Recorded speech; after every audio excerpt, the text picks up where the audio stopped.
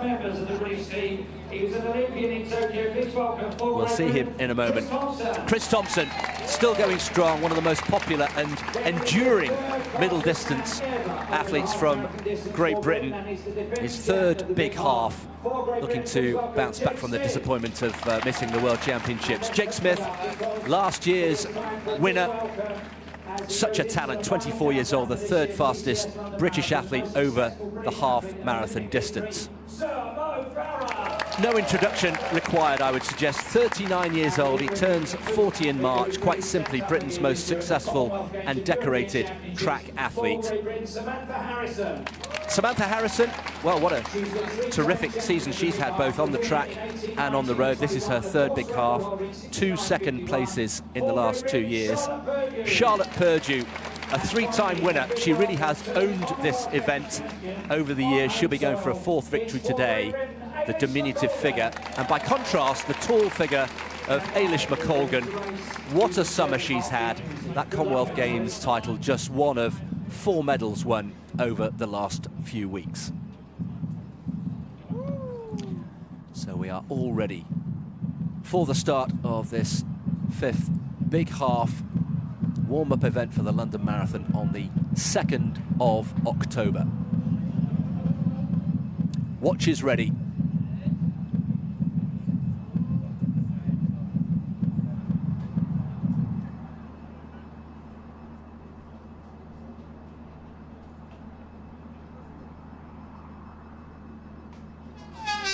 We are underway. 13.1 miles lie ahead. The elite, and behind them 13,000 runners. This just the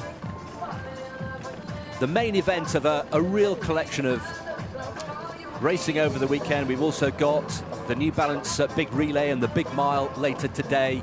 Very much the focus on community and diversity here. This trying to attract people who perhaps wouldn't naturally go into running, trying to target a slightly different profile of runner. And Joe, it's all about inspiring people to get off the sofa and get out there and get involved. Oh, definitely, and London Marathon events have said how important it is to involve the local community, and particularly the boroughs that this race passes through: Tower Hamlets, Southwark, Lewisham and Greenwich. And also there are 3,200 places taken up by community runners.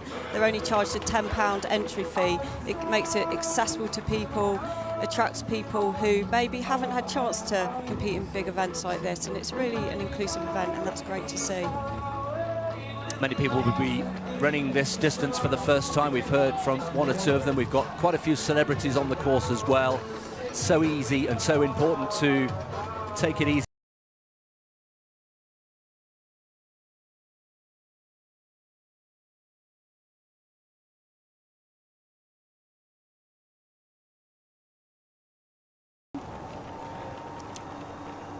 Well, Mo Farah looks and sounded in good shape. And the one thing about Mo Farah, for all his success, Joe, is that he's a grafter. He is. I mean, he's worked and worked over the years. He's still enjoying his training. He's still out there encouraging others, seeing out there training with other athletes from the British squad out in Font-Romeu, and they're inspired by him. And he's always been good at that, inspiring the other runners around him and the next generations coming through. And he looks really composed there, doesn't he? Talking of composed, David Weir, pumping hard. He's just coming out of the Limehouse tunnel there. You can see just a slight incline as they approach Canary Wharf. The 4 boroughs, just to remind you: Tower Hamlets here, then they'll cross into Southwark and then Lewisham, and then end up in Greenwich in front of the iconic Cutty Sark.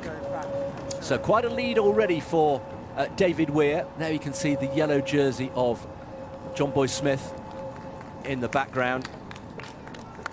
Yeah, it's quite surprising to see David Weir get the lead so early, but he's really hoping to put that disappointment of the Commonwealth Games behind him and get the win here today.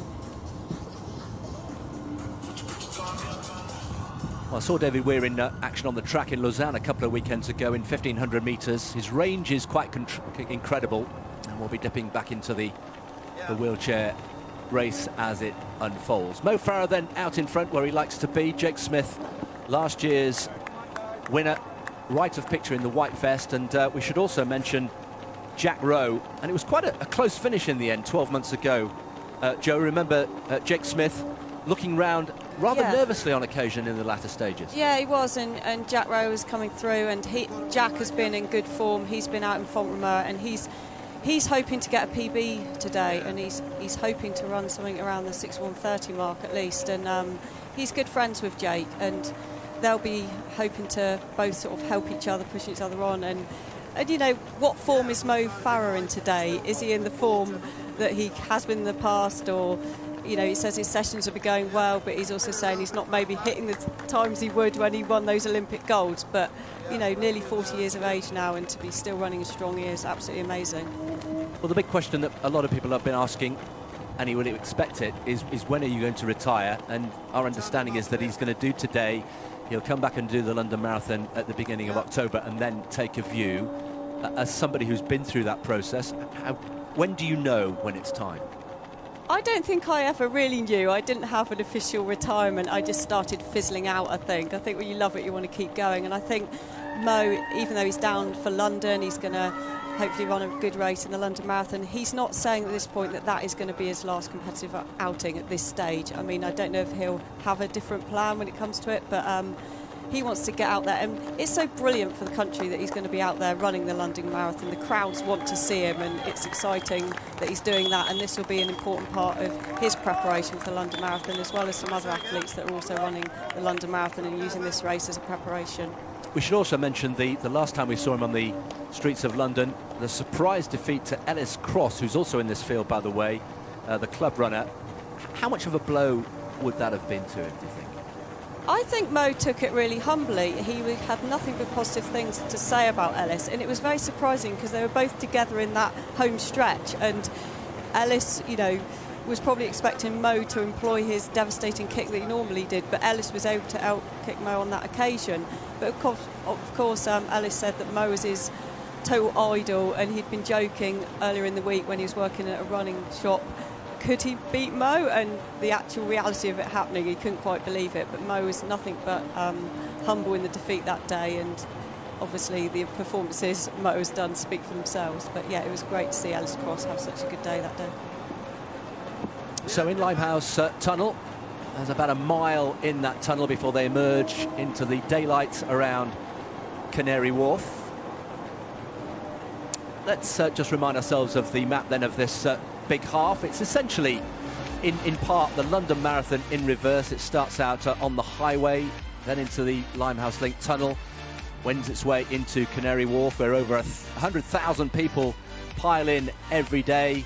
A few twists and turns, and Eilish McColgan was talking about how difficult that is for somebody who's very tall with long legs. Down Narrow Street, the cobbles, back through Wapping, past the old News International building, over Tower Bridge from north to south London, into Southwark, along Jamaica Road, and then following the arch and the bend of the Thames, through Surrey Quays, the shopping centre, and eventually coming into Lewisham High Street, and then into Deptford, and then in the final mile or so, that iconic Cutty Sark awaits at the finish. So that's the course map, and here we are.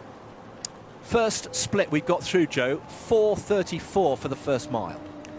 Yeah, I mean, that's a good pace for the men, 4:34 for the first miles. That's well around sort of 60-minute dead pace at the moment, so it's a very, very fast pace to begin with. And we've got the first split for Eilish and Samantha Harrison going through the first mile in 5 minutes, which again is a very fast pace. That's on under 66-minute pace. So yeah, a very, very fast pace both races have gone off at the moment.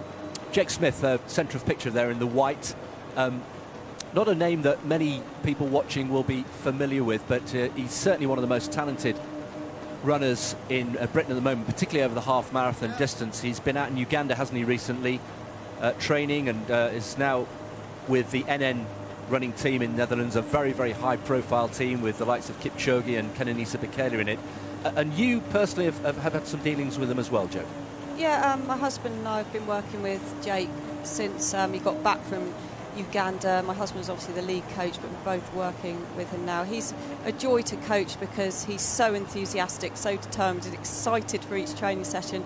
He is an amazing talent. He suffered some illness problems after coming back from Uganda, couldn't sleep properly, had a lot of food poisoning problems, things like that. Took him a while to work back, but he ran a PB in Parliament Hill in the trials, has been focusing on some track races in recent time. But yeah, he's still only 24 years old. He's third on the whole all-time list for the half marathon, and he's going to be pacing London later this year, and he's going from strength to strength, and yeah, he's a very, very exciting talent. Should also mention Andy Butchart as well. Andy Butchart making his debut here. He's third left of picture there, fresh from the Europeans and Commonwealth Games. It's been such a busy season, an unprecedented season, Joe, we should say, for the likes of Andy Butchart and Ailish McColgan. Yeah, I mean, Andy fared well. He was 7th in both the Europeans and the Commonwealth Games. It's been a tough year for all the athletes. I mean, how do you juggle the 3 championships? There's so many things to think about. Which events do you do at which ones do you prioritise? How do you recover from running at 3 different championships? And how do you deal with media attention like Ailish has had to have when you've had a big success and yet you're still getting ready for the next event? It's been so much for them to think about, both physically and mentally, definitely. Andy Butchart then, right of picture, who recovered from COVID after Eugene. He was nowhere near his best for the Commonwealth Games as they emerge from the Limehouse Link Tunnel. It's about a mile, just over a mile inside the tunnel. It's the 2nd largest non-estuarial road tunnel in the UK after the Hindhead Tunnel in Surrey, opened in 1993. And they'll emerge blinking into the daylight, the daylight of an early Sunday morning here. So we've got well, a famous 5 there. We've got Ahmed as well on the right of picture, but Mo Farah looking very comfortable indeed. He's a 2-time winner here. We should also mention the course record, Joe, that was set back in 2020. Kenenisa Bekele, we've had some outstanding runners in this very young event really, but Kenenisa ran 60.22 back in 2020. Mo Farah's personal best 59.32. Yeah, I mean, I remember that race, and actually our own Chris Thompson really pushed the pace in the very early stages before Bekele then reeled him in. But yeah, that was a sensational performance, breaking that course record. Omar Ahmed from Birchfield Harriers on the right of picture, just being obscured there by Andy Butchart. Yeah, Omar recently ran in the Antrim Coast Half Marathon, finishing 6th in 63.08, so he's had a bit of recovery to do to put together another race so quickly. Well, there's Ailish, centre of picture. This is just a bit further back. They too just emerging from the Limehouse Link Tunnel. Ailish McColgan with that very, very recognisable loping style, rangy style. Those were her own words, and she was very aware of the fact that there's quite a few twists and turns, Joe, in the Canary Wharf section of this race, and for a long-limbed runner like Ailish McColgan, how difficult is that? Yeah, I mean, she speaks of the twists and turns being difficult herself, but she's an amazing athlete to watch. She's so flowing and so deceptive because she has got that long ranging stride. She's going so much faster than it looks, I always think. She's running so fast, and yeah, it just looks so relaxed, and she's got a good kick finish as well, so she can really turn on that pace with the stride she's got. But yeah, she just looks very relaxed and in control. She's so professional, prepares well for everything, and you know, we heard the news on Friday that she's not going to make her debut this year in the London Marathon, and that's all to do with her professionalism. The problem she's had with sorting out the gels and the refuelling on her long run, she feels she's not quite ready, and she wants to be ready when she finally makes that debut. Yes, just to give it a technical name, it's rebound hyperglycemia, which is really where she's taking on energy drinks, which of course is so important, refueling such a big part of distance running. Particularly over a marathon, of course, you can't run it without. But she was getting a pretty quick early spike and then a big crash, and that's not good because you're obviously continuing to run while that's happening. So sensibly, she's working with some top-level nutritionists to try and get to the bottom of the problem. They recognise the problem, and they reckon they'll be getting it fixed between now and next April. So she's delayed, postponed her marathon debut from October, and will make her debut at the London Marathon in April 2023.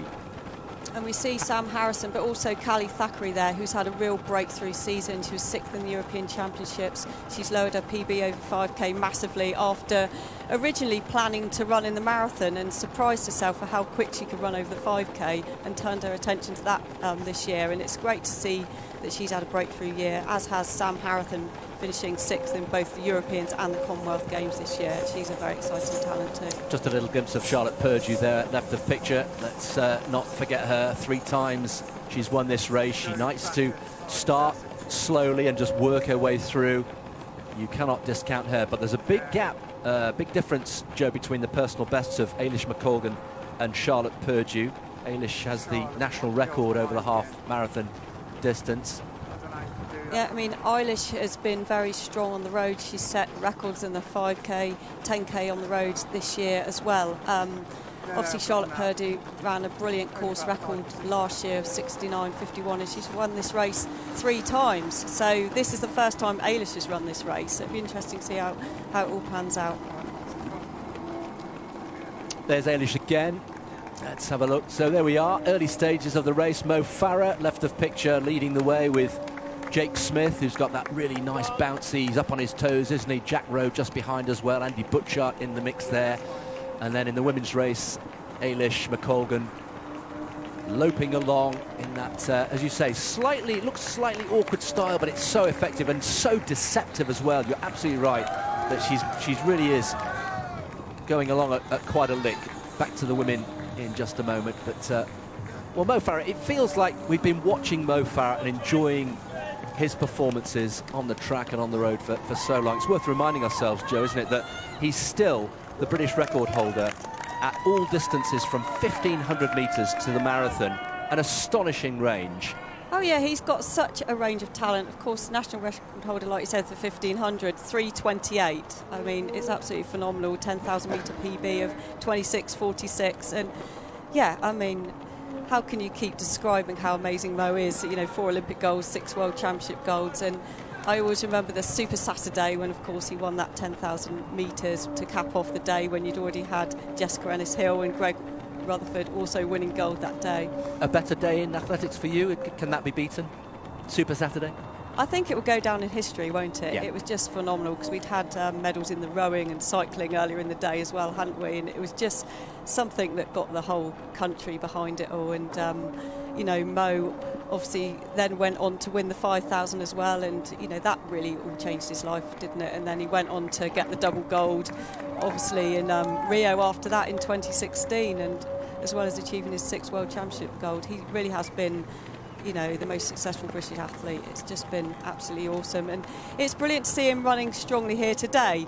You know, people write him off, talk about retirement, and there he is pushing the pace in a big race like this. Yeah, through Canada Square in Canary Wharf.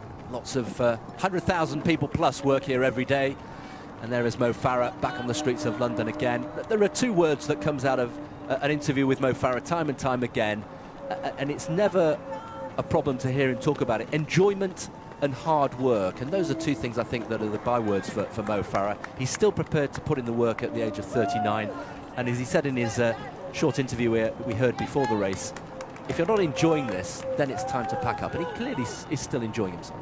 Yeah, you wouldn't keep going if you don't enjoy it, and he said himself he's really enjoying it. He loves training. You can see how he encourages the people around him when he's training with them, with his training partners, and yeah, he loves it. Eilish striding out. This has been such a busy summer for her.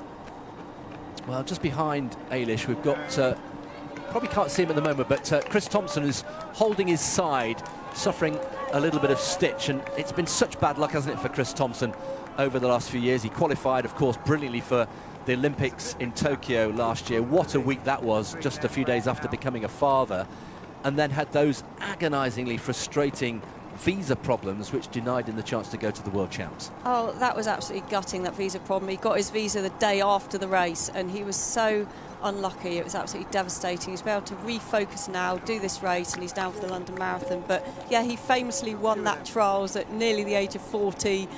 bided his time. Everyone thought he'd blown it and he was way back in the field, but he knew exactly what he's doing, keeping to the pace he planned, and he came through to win that race. And what an emotional moment that was at that time. Absolutely amazing. I can't let you say that without saying that you won the European Championship title at the age of nearly 41 as well, so age is but a number. Eilish McColgan then going through several of these twists and turns. Chris Thompson just coming into view there, I think, in the white vest. We'll just wait for the camera to settle down. Sam Harrison in there as well, and Charlotte Purdue in that group as well. And there's a bit of a gap opened up, isn't there, between Eilish McColgan at the front of the women's race and the likes of Sam Harrison and Charlotte Purdue, who are in the chasing group. I mean, Eilish is in awesome shape and she'll be looking for a good time today. And incidentally, the men went through the 3 miles in 13:45, which means they're still on the 60 dead pace at the moment, which is extremely fast. Sam Harrison there, who's had a great season on the track, as we mentioned. And she's what you call an accidental runner. She really only took to running after running a half marathon in Nottingham back in 2018. So she's a late bloomer, if you like. Yeah, she's really had a breakthrough year this year, and it's brilliant to see her up there running well. Now, Chris Thompson, sorry to cut in, Joe, but Chris Thompson now, first glimpse of him, we're getting reports that you can see he's struggling, and is he going to step off? It takes a lot for Chris Thompson to step off the road, but he really clearly is in some distress. He does look distressed, and obviously this is really early stages for him to be so distressed. That's really sad to see, and just hope he's okay. Well, we wish him well. He's in great shape going into Eugene, and the frustration of not having been able to compete there must be still lingering there. Jake Smith, though, looking good on his toes. Mo Farah, Jack Rowe there, centre of picture, approaching 20 minutes of racing. Andy Butchart, hope he's recovered from COVID. So many challenges for these athletes over the last couple of years, the busy summer, but also, you know, you can't ignore, as is the case for the wider public, that COVID has been a major factor. COVID has really knocked a lot of athletes. It's not been an illness they've been able to get over very easily. Eilish had COVID earlier in the year, which affected her ability to perform at the World Championships, but thankfully she was able to turn it around and run so amazingly at the Commonwealth Games. But yeah, it's affected so many athletes, and of course all through the pandemic all their training and preparation has been affected as well. So athletes have been through a lot through COVID, just as everyone else has been. So this leading group of 5 have stretched away, approaching the 5-mile mark. There you can see the split times. So a little bit erratic at the moment. 4:23, the quickest of the miles so far. 4:47 through the 3rd mile. And Jake Smith will be emboldened, having won last year. And what a thrill for these athletes taking on the legend that is Mo Farah. And of course, Mo Farah has been here and seen it all and done it before. Yeah, Jake will be loving running alongside Mo there, you know, one of his idols. He'll be well excited. Should also mention the field, we've got the likes of Phil Seseman, who was 4th last year. He's the junior doctor in Leeds, who was first British runner home in Munich at the European Championships. He's the man with a dog called Kipchoge. What a name for a dog. I know. I wonder what people think when they shout that name in the park. Absolutely brilliant. I wonder if the dog's as quick as Elliot. Back to Eilish, who's starting to open up quite a gap. We'll bring you confirmation of that gap as soon as we can, but there is a clear lead now. Eilish McColgan, she said the highlight of her summer was the Commonwealth Games 10,000 metres gold, and of course the crowd in Birmingham was absolutely electric. Now a little bit of a downhill. Wheelchairs, let's just dip into the wheelchairs as they cross Tower Bridge. David Weir leading the way, and Danny Sidbury in 2nd place. These two have opened up quite a gap. Danny Sidbury, who is better known for shorter distances. He won Commonwealth Games silver over 1,500 metres, and he won both the Westminster Mile and the Vitality London 10K. Danny Sidbury is right on the shoulder, right on the back wheel of David Weir. Yeah, and that's interesting to see. Obviously, David known for the longer distances, and he'll be wanting to burn off Danny, who's got a faster finish maybe at the end over the shorter distance. Well, these 5 are now starting to form a nice group. And just talk to us, Joe, briefly about what it's like when you've got this breakaway group, 5, all looking very comfortable indeed. How much working together or against each other will be going on? Yeah, I mean, it's impressive to see such a group of them there at this pace. They'll be working off each other, sheltering a bit from the wind, being able to keep their form relaxed. Sometimes when you're out on your own, there's so much to think about. You're trying to keep your form relaxed. It's working with a clock, but they'll be able to work off each other, which is really helpful. John Boy Smith, who's in 3rd place. John Boy Smith in pursuit, but quite a gap between David Weir, Danny Sidbury and John Boy Smith in 3rd place. So he's got a bit of work to do in the second half of this race. Tower Bridge, of course, north to south of the river, and then there's a sharp left turn off the bottom of the bridge into Tooley Street.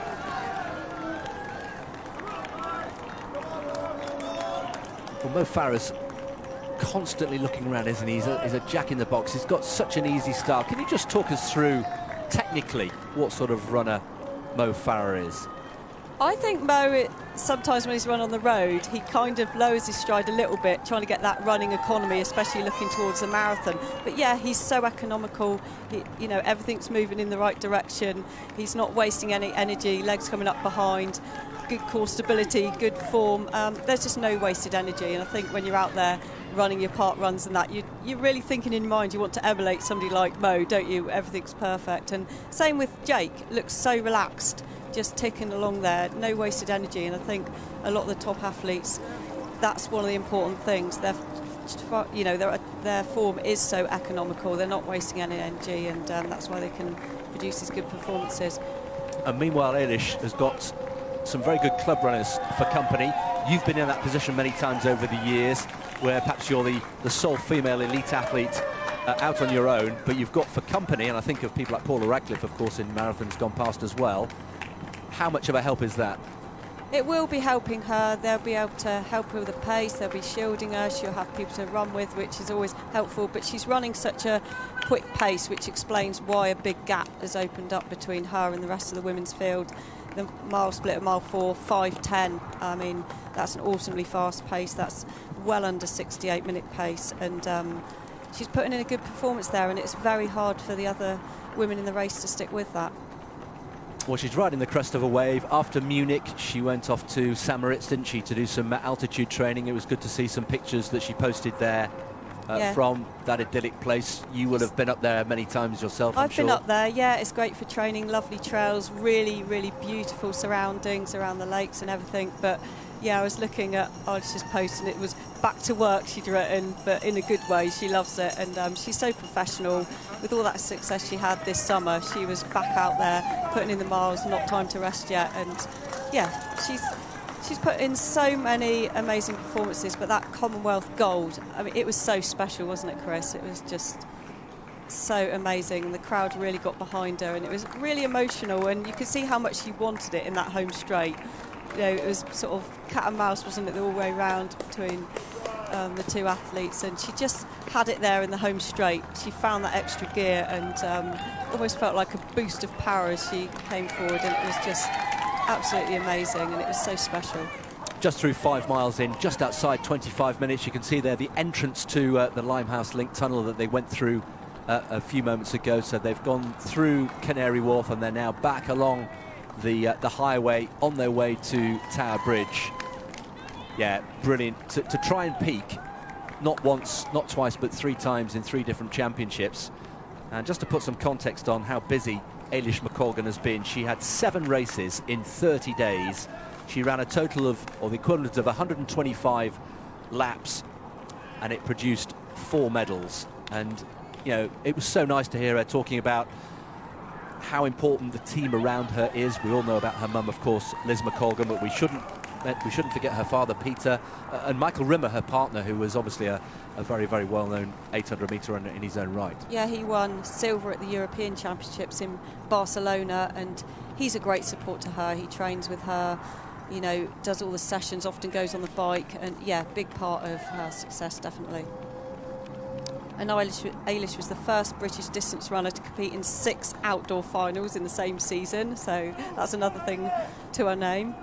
But yeah, all the things she had to do to recover, and dealing with the massive attention she got after winning that Commonwealth gold, and still come back at the Europeans and win a silver, you know, in the 10,000 metres and a bronze in the 5,000 metres at the Europeans. And of course she came back and won the silver in the 5,000 in the Commonwealths after that amazing 10,000 metre performance. Saw Mo Farah just taking on some liquid there. We've got 2 drink stations, actually formal drink stations, on this race. Mile 6 they're just going through there in just under 28 minutes at 6 and 11. And we were talking earlier, Joe, about refuelling and the importance of it and the problems that Eilish McColgan has had. Did you ever experience any difficulties with refuelling?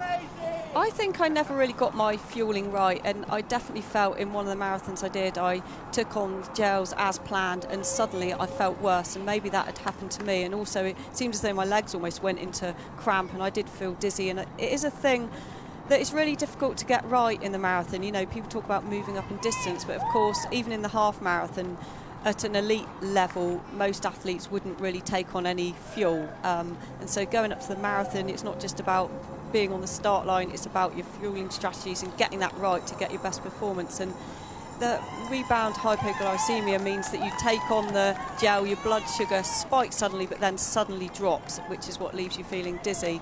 And you know, there are things you can do, trying different gels, trying different formulas, taking certain amounts, and she needs to get that right. And she's a very professional athlete. She doesn't want to go into that London Marathon before she knows she's got all her preparation right. And of course, when there's been so many championships this year, that's reduced the time she's had available to do that.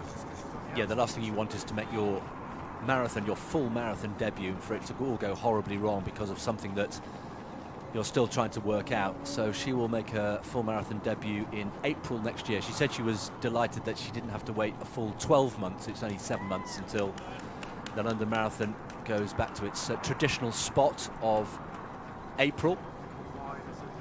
Yeah, the men went through mile 6 in 4 minutes 45 for that split, and the elapsed time was 28 minutes, which means they're sort of around 61-minute pace. Yeah, 61-minute pace, target pace, 4:47, 4:40, 4:53, and they've quickened up in the last one to 4:45. So they have just upped the tempo a little bit, and this group of 5 are well clear.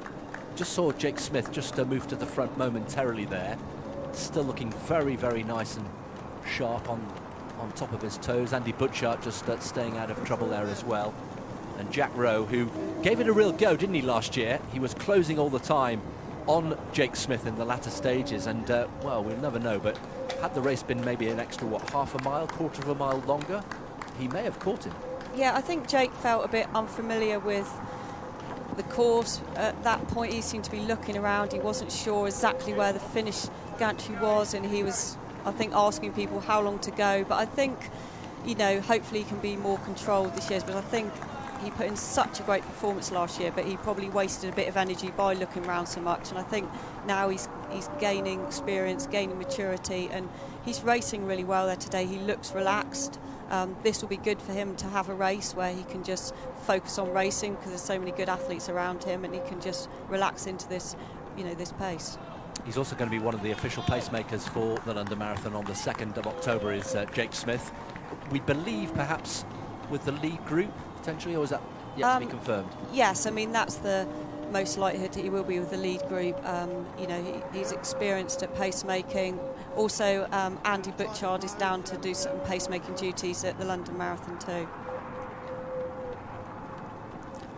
Andy Butchart, who became a father last autumn. Partner, of course, is, many of you will know, Lindsay Sharp.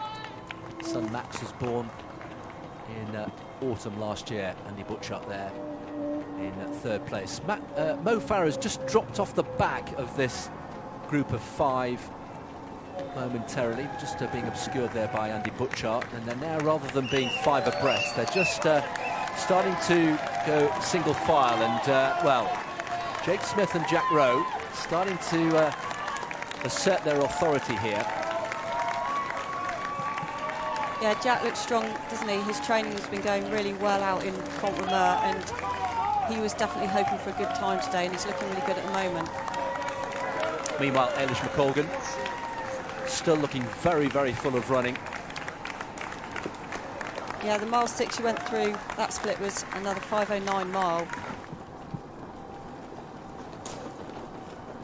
Course record in the women's race, by the way, 69.51, set by Charlotte Purdue last year. But Charlotte Purdue some way back as they hit the cobbles going through Wapping High Street, and they will come through towards Tower Bridge. There we can see they're on Narrow Street at the moment.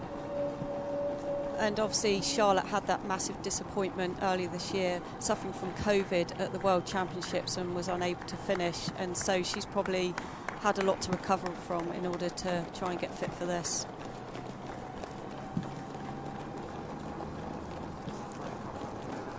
Well, Hamish McColgan, after this busiest of summers, is still looking full of running.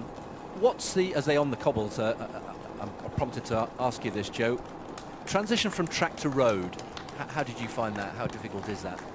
Yeah, it is difficult. I mean, these days another topic is the improvements in the shoe technology, isn't it? And with the carbon plate and the extra cushioning, it does enable athletes to put together more road races. You can recover a lot more quickly, as well as it producing quicker times for athletes. But the recovery is a lot easier. I mean, way back in my day trying to run a marathon, you're running in a sole so thin as you can get, so you can actually feel the road, whereas these days so much more forgiving on the legs, and that does help with doing these big road races. But yeah, there is a lot of transition involved. Maybe you want to run a bit more economically, you've got to take in twists and turns, hills, cobbles, all sorts of things come into play. But yeah, I mean, Eilish has run phenomenally on the road this year. Women into the second half of the race. Meanwhile, the men just coming down off the top of Tower Bridge with a group of 4 now from the group of 5. And so the athlete there nearest to camera is Omar Ahmad from Birchfield Harriers, who's looks as though he's in the process of being dropped as they come down off the top of the camber, the highest point of the bridge, down with a bit of extra momentum. So 5 become 4. We've got Jack Rowe, last year's runner-up, Jake Smith, last year's winner in the white, Andy Butchart, we know all about him, and then just obscured behind Jack Rowe, the incomparable Mo Farah. Yeah, and they went through 7 miles in 32.54, a split of 4 minutes 49, so they're well under, the 62-minute pace. Doesn't look as though they'll be challenging the course record here today, but that's not important for these runners. They'll be just wanting to get a good run out. We've already mentioned that Jake Smith and Andy Butchart will be on pacemaking duties. There is Ellis Cross. We mentioned him early on. Ellis Cross, who, came up with the surprise performance of 2022. He's making his debut here, beating Mo Farah. There he is in the black, just going past the camera from Surbiton, beating Mo Farah at that Vitality 10K in May. Yeah, that was a big moment for him after being busy working in a running shop, and it was an exciting day for Alice, definitely. Well, Omar Ahmad has rejoined that group, having looked as though he was in the process of being dropped on the bridge. They're now down Tooley Street, so they have left the borough of Tower Hamlets, and they're now in Southwark, going along parallel to the River Thames. This is the second group of women. Charlotte Purdue, we haven't seen much of her. Right of picture, the diminutive figure, the 3-time champion, and Sam Harrison with a number of club runners for company. You mentioned what a difficult year it's been for Charlotte Purdue, and so many athletes coming back from COVID. And I suppose the basic point is you don't know how long it's going to take to fully recover. No, you don't, and she didn't actually realise that she had COVID until when she was in the race. She just felt bad from the start. Her breathing was off. She was finding it difficult to breathe, difficult to relax, and was unable to finish, and then took that COVID test and realised it was positive, and it explained why she felt so terrible.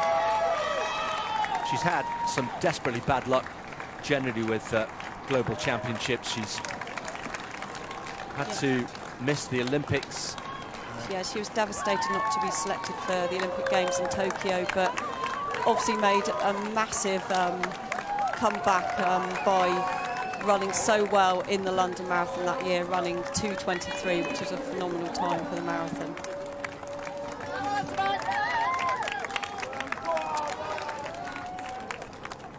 Eilish McColgan now starting her way onto Tower Bridge, so she has an appreciable lead over Sam Harrison and Charlotte Purdue, who are chasing hard in second and third place respectively. The crowds, Joe, pretty good as always on Tower Bridge. It's one of the best vantage points, isn't it, both for the Big Half and the London Marathon? Yeah, and people want to be out to see the big stars here today, and Eilish is definitely one of those. And she went through halfway in the 32:03 her way back, and that just shows how fast she's actually running. And it is very deceptive the way her stride looks so relaxed and long, and she is running extremely fast.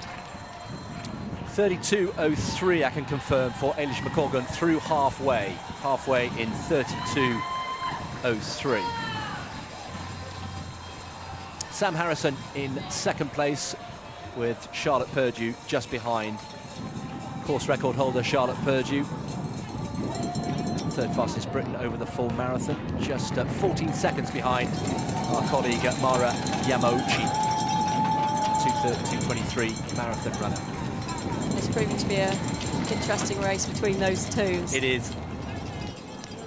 This is just going to give you a sense of the lead that Eilish McColgan has. So we know that Sam Harrison and Charlotte Purdue are midway through Tower Bridge. And Eilish is already off the bridge and into Tooley Street. This is a demonstration and an idea of the lead that Eilish McColgan has over Harrison and Purdue in second and third places respectively. It's a comfortable lead. She'll be getting information being fed, I'm sure, from the course side, but she's looking really determined, and you would never know, would you, that she's got all that running in her legs from the track, from the busiest summer of her life. No, you wouldn't. She looks well in control. Looking at her watch, I mean, of course, Eilish has run amazingly on the road earlier this year, as well as those amazing track performances. She broke the British 5K world record in February, running 14:48. She broke the British half marathon record, 66:26, and in May broke the British and European 10K road record at the Great Manchester Run, running 30:19. Steph Twell also in the race. Good to see her again. I'm so pleased to see her back running. She's had a nightmare time with injuries. Had run a great 2:26 way back in 2019 in Frankfurt, and has struggled since. Did run in the Olympics, but wasn't able to run at her best, and she's suffered a lot of injuries. Just great to see her back. Unofficially in fourth place, that's Steph Twell, three-time Olympian, and second in this race back in 2019. But so far, it looks as though it's the Eilish McColgan show, and the glorious summer that we've enjoyed on the track looks as though it will continue on the road. And I suppose in many ways, Joe, that makes it even more frustrating. She used the word herself in an interview. We spoke to her last Thursday, actually, ahead of today's race, and she said it's so frustrating that she won't be able to make her marathon debut in October as scheduled. Yeah, she must be disappointed with that, but it has been such a busy summer, and she wants to sort this issue out, and with it being so busy, she really hasn't had a chance to sort it out in the way she would have liked to make sure she gets her best performance. The men still a group of 5, and that's been the case for the last quarter of the race. Mo Farah looking pretty good. Andy Butchart still in there, and they're clicking along at a pretty even tempo. Last mile was 4:43, so it's 4:40 and bits pretty consistently. And they're still on for around, what, 61:30 Yeah, pace. under 62 minutes, yeah. Just past Rotherhithe Station, for those of you who know these parts. It's a pretty flat course, isn't it, Joe? It's a reasonably quick course, and of course there are lots of twists and turns in Canary Wharf. It's not going to be a course that challenges things like world records, but it is a pretty flat course. Yeah, it's a pretty good course and gives the athletes a chance to experience a bit of the London Marathon course, but obviously in the other direction. Yeah, and the famous finish around by the Cutty Sark. It really is a great atmosphere at the end of this event. Jake's looking strong there. Nice and relaxing. David Weir just about to win for the second time. David Weir is a winner, just ahead of Danny Sidbury in the men's wheelchair race. Brilliant, brilliant return to form for David Weir. He won here back in 2019, and he's won again in 2022. A brilliant performance, And David Weir, the werewolf, is roaring. Danny Sidbury, well, it was a sprint finish, wasn't it, in the end, between the top two? And that is an excellent performance. David Weir, well, we'll hear from him afterwards. Well done, mate. Brilliant. Sets him up nicely, doesn't it, for the London Marathon? It'll be his 23rd consecutive London Marathon. And of course, he's won the London Marathon 8 times, and it looks like he's in great shape for maybe getting another title. Well, there it is again. And when it mattered, the 43-year-old David Weir found something and could put on the afterburners, and the werewolf roars again in London in 2022. It is a tight corner, isn't it, coming into Greenwich High Street, and before you know it, the finish line is there, just outside 47 minutes. The course record 48:44, so unofficially a course record. We'll bring you confirmation of that.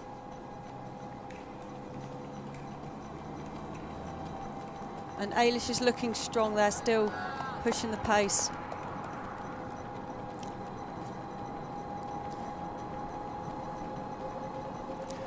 Well, Eilish front running here, out on her own. And you mentioned that brilliant performance earlier in the year at the RAC, the Ras Al Khaimah half marathon. Jake Smith taking his turn at the front, doing a little bit of looking around again. They're through 15 kilometres, so just over 6 kilometres to go.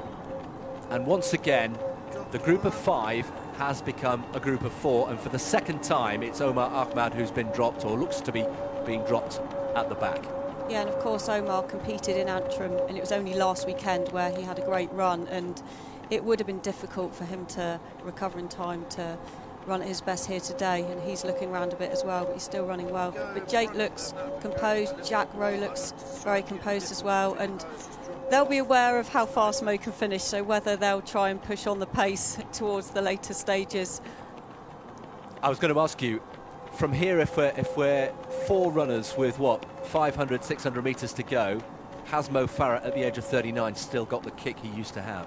Well, Mo's kick is so phenomenal, it would take a lot for it to reduce significantly at this stage, wouldn't it? But it's whether he's got enough left to produce that. You saw when Ellis Cross beat him, Mo wasn't having a good day, and if you're not having a good day, you can't produce that kick. But you would think that the other athletes are going to be thinking, if they're feeling strong, they will need to maybe try and push on the pace a bit, because Mo's kick is going to be devastating if he's got enough left. Just an increase in tempo, I sense, and cadence from Jake Smith, who's looking very, very intent, isn't he? He's looking fully focused. Mo Farah, OK, he's wearing shades, but there's just something so effortless that looks natural, doesn't it, for Mo Farah? That mile 9, 4:56, was a bit of a slower mile, so it may be that Jake is sensing that and thinking he wants to up the tempo a little bit.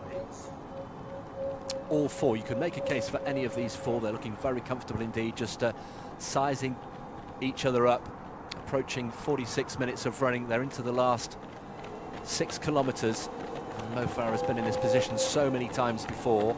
He won't have raced against the likes of Jake Smith and Jack Rowe many times. Andy Butchard, of course, he has raced against. And worth mentioning as well, Mo Farah, 40 in March. Chris Thompson already in his 40s, and those two were, what, gold and silver, weren't they, at the European Championships back in 2010? Yeah, Chris got that silver medal in the European Championships. And way back, Tomo, you know, when they were young, under-20s, under-23-year-old athletes, Tomo often got the better of Mo, and they became great teammates all these years. Yeah, he's one of the most popular and respected athletes in British sport is Chris Thompson. So Eilish McColgan out on her own, as she has been for pretty much the whole race, right of picture. And in the men's race, well, we've got a real dust-up waiting to happen here. 4 athletes.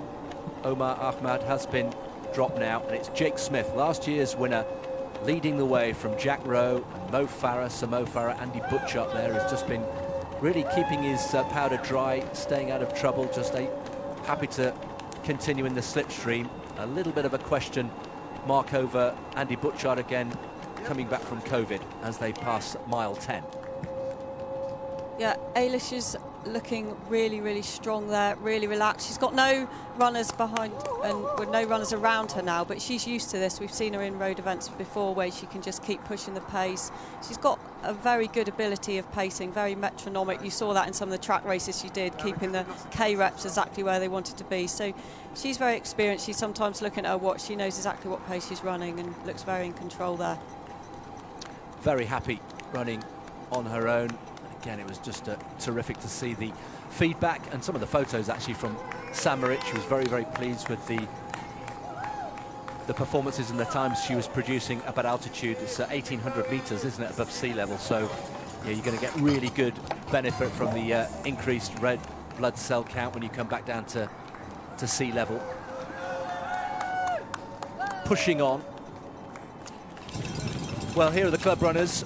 Some very good club runners coming over Tower Bridge, approaching halfway. This is a great feeling for anybody who's done it. This is, of course, the reverse of the London Marathon course. Here they're going from north to south, whereas in the London Marathon on the 2nd of October they'll be going in the other direction. But great crowds, the iconic Tower Bridge. Here's the 4th place in the men's wheelchair race. Michael McCabe coming through 4th place behind John Boy-Smith. So we have 4 wheelchair racers home in the men's race. Just to reiterate, David Weir just waiting for confirmation of the winning time, but unofficially a course record for David Weir.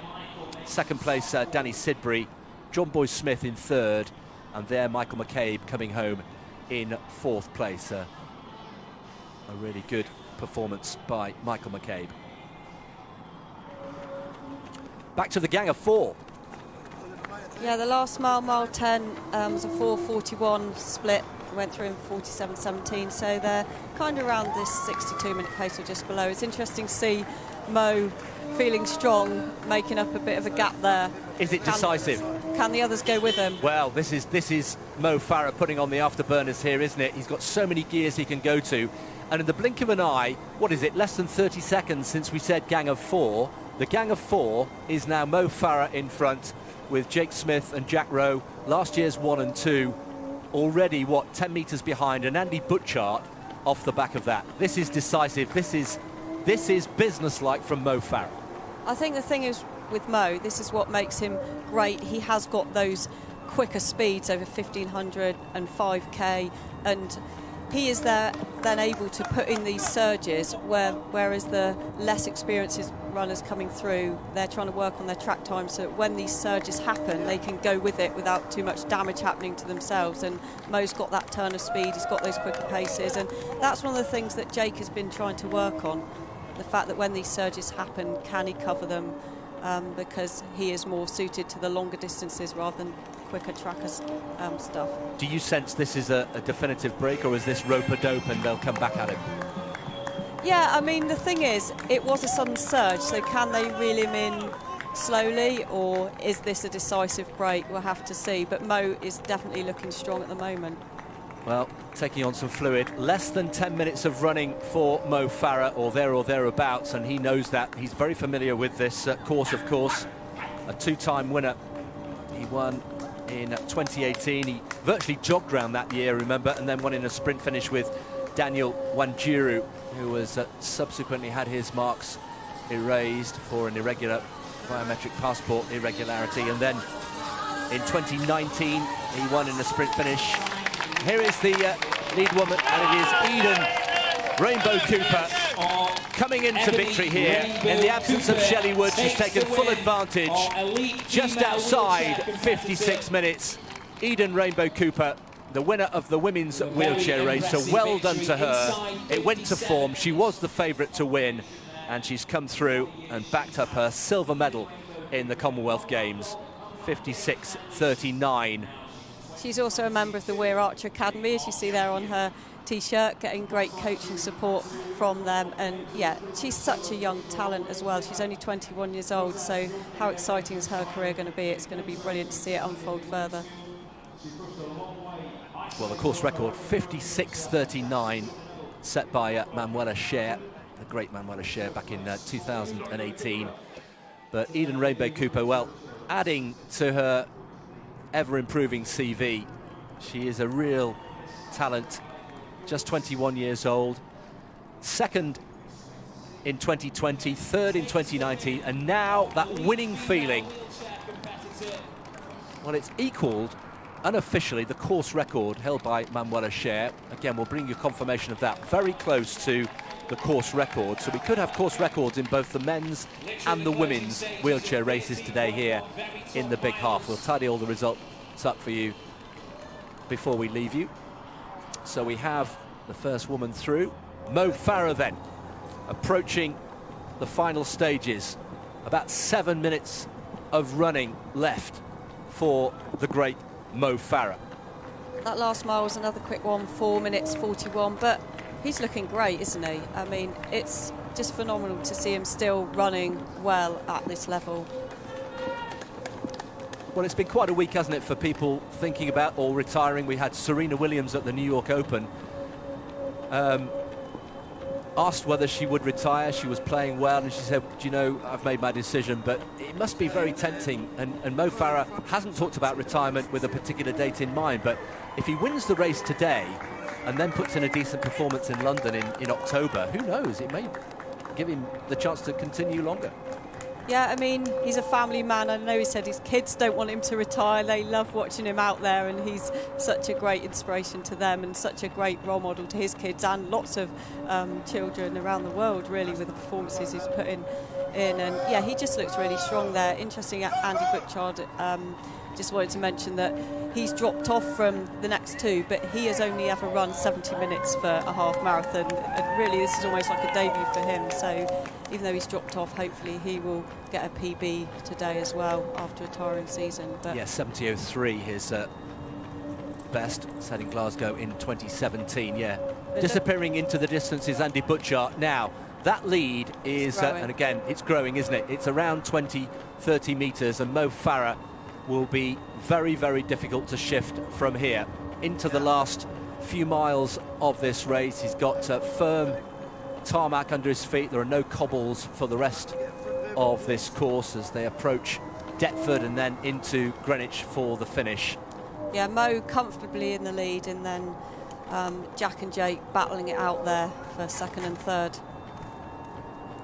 Well, in the VT that we saw at the start of the programme, we saw Mo Farah looking very lean indeed, and Hugh, who did the interview for us, asked him, you know, you're looking good, you're looking very lean, and he said, well, thank you very much, and I feel good. He's put the work in, and as we've mentioned already, when it comes to hard work, Mo Farah is prepared to put in the work, and of course, you know, he's had so much else going on in his life in the last few months. He made the appearance on I'm a Celebrity, didn't he, at the end of last year. We then had the fascinating documentary that came out just a few weeks ago, and you know, what does that say about his mental strength? It says a lot, doesn't it? We're referring to the documentary which showed that he'd been trafficked as a child to this country, and he had all that going on in his mind through all those performances, all those Olympic golds, all those World Championship golds, and you know, we knew his mental strength was so brilliant, but to be going through that in the back of your mind, I mean, it just shows how mentally strong he is, definitely. This is the battle for second and third. Jack Rowe just ahead of Jake Smith. They had a nice battle here on the streets of London exactly 12 months ago. It was Jake Smith who eventually hung on, but they're battling for second and third place at the moment because Mo Farah is increasing this lead, and he's just turning the screw as we've seen him do so many times before. Under 5 minutes now to the finish line for Mo Farah, winner in 2018 and again in 2019. This vital preparation again for the London Marathon, the marathon distance that he's not, for many people, entirely got to grips with. His best performance, of course, was winning in Chicago in 2018. That was probably his best. He set the European record at that time, so a 2:05 marathon runner, but hasn't really ever done justice on the full marathon distance because the event, Joe, has moved on so much. We're now at, what, 2:01:39? Yeah, it really moved on. Like you say, he first got the British record running in London in 2018 and lowered it further when he won Chicago, which is one of the World Marathon majors, when he won that in October 2018, running that brilliant 2:05:11. But yeah, the event has moved on. I don't think Mo's under any illusion. The top guys, the likes of Eli Kipchoge, you know, they're taking the event to completely a new level. But Mo's had a phenomenal career, and to still see him running this well, you know, very inspirational. Well, the two highlighted athletes at the start of the race are in pole position in their respective contests. Mo Farah has got what looks to be an unassailable lead in the men's race, and Eilish McColgan, who's been out in front, running solo with the club runners for company for much of it, but now stretching out along the streets of Southwark and into Lewisham. She's totally well clear of the rest of the field. She's put in some very quick miles. Mile 10, 5:07, and another mile in 5:12. So phenomenal splits there. It's going to be a very fast course record. Well, the course record, just to remind you, in the women's race, held by Charlotte Purdue, 69.51. That is going to be improved appreciably. Yeah, 5:12 mile through mile 11. Eilish McColgan, barring any accidents here, is on for a very, very comfortable victory here. We asked her about whether she'd be refueling in this race, given what we've been talking about with her problems of refueling. She said you'd be taking on water only during this race, which strikes me as very, very sensible. Yeah, I mean, there was talk of her practicing taking the bottle during the race, but like you say, just for water. But as far as fueling strategies, that's the time to do that, is in training, because she's got so much to sort out, and it wouldn't be worth risking any drop in performance here today when she's running so well and in such great form. So approaching an hour of running for Eilish McColgan on her way. Meanwhile, further back over Tower Bridge, good club runners. These are still people with good ability. Yeah, and it's worth mentioning we have the New Balance big relay going on, where there's teams of people, 4 in a team, running a leg each race. Of sort of each leg they're running at roughly 5k, and it means they can run with their work colleagues, their family members, teammates. Leg 1, Tower Hill to Canary Wharf, then Canary Wharf to Wapping High Street, third leg Wapping High Street, and then leg 4, Salter Road to Greenwich. Great way of getting involved in the day if you don't feel like running the whole distance today. Well, for people watching who've run over Tower Bridge, maybe in the London Marathon, there is no better feeling. It is really quite a buzz it gives you. Meanwhile, talking of buzzes, Mo Farah into the second hour of running. He's almost there, and surely now he has an unassailable lead, and he's heading towards his third victory here in the Big Half. Has had a difficult last couple of years. Must have had thoughts of retiring, but he's come back really strongly here, has regained and rediscovered a real love and a real zip, and put the hard work in, having a couple of glances away. Let's keep an eye on the clock. The course record has gone 60.22. That won't be challenged. That was set by Kenenisa Bekele back in 2020. That was another memorable day. But Mo Farah now through Deptford, and we'll be approaching Greenwich. Yeah, he's under 62-minute pace, but like you say, not a course record here today, but still a phenomenal performance. And it seems as though Jack Rowe has opened a bit of a gap on Jake Smith back there, but he's been in fantastic form lately in training, so they're both running strongly back there. Well, the cadence has still been maintained by Mo Farah. Looking very comfortable indeed, still relaxed in the shoulders. You can see the cheekbones are always a giveaway, aren't they? He looks very, very lean and very fit indeed. And here we go. Mo Farah will loom into view any moment now, and the crowd's rising through the streets of Greenwich. And now a little spurt for Mo Farah. The clock doesn't matter. What's important is the victory, and Mo Farah is on his way. The Big Half once again, and Mo Farah wins for the third time in London. Mo Farah, life begins at 40, and it feels very, very sweet indeed.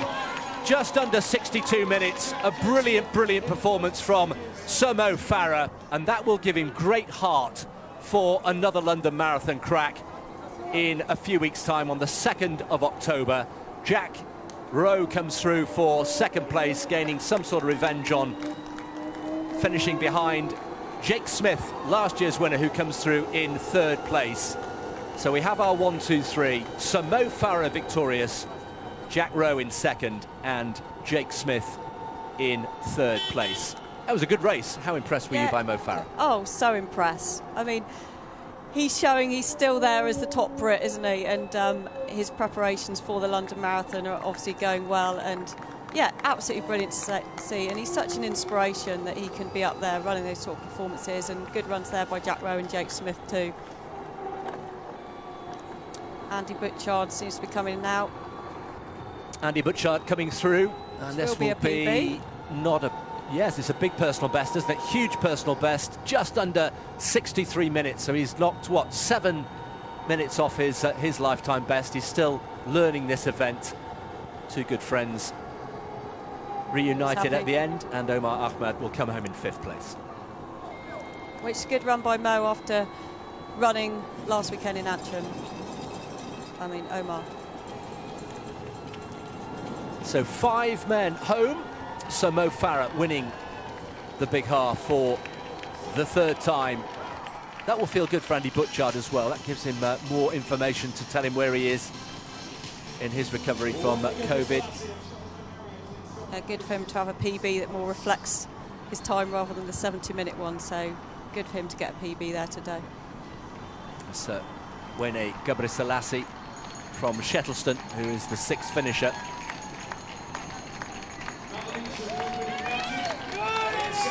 Matt Leach coming through. Matt Leach will finish 7th. Good times as well, just outside 64 minutes. And Ailish McColgan will be coming into view very quickly. There is Ellis Cross, who caused that massive upset over 10k back in May. A little bit of revenge for Samo over the longer distance today. And Ailish has just put in another 5:09 mile, another fast mile.